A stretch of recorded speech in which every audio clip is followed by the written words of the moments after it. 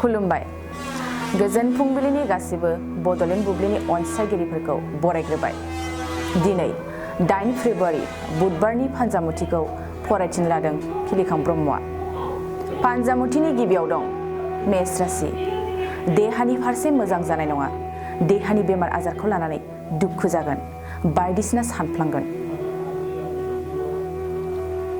बृष राशि। गोसोआ माखौबा लानानै उन दाहा जागोन।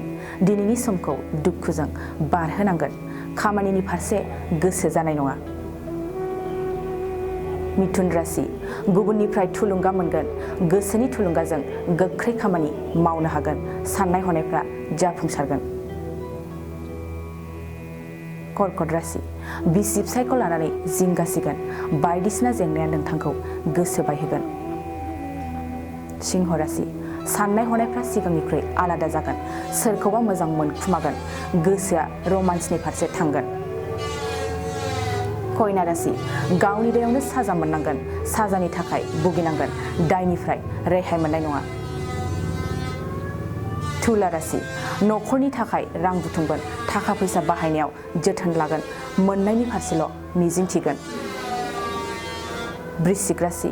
गोसोआ मोजां खामानिनिल' फारसे सानगोन। मावनो लानाय खामानिखौ थि समावनो मावफुंगोन। साननायफ्रा दाजाबथा जागोन।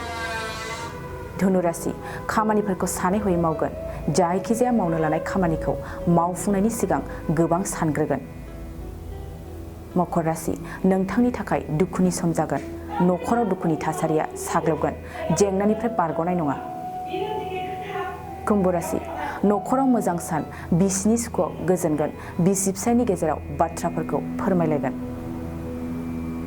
मीन राशि। माबा मोनसे मोनफुंगोन। साननाय बायदि थांखिया जाफुंसारगोन।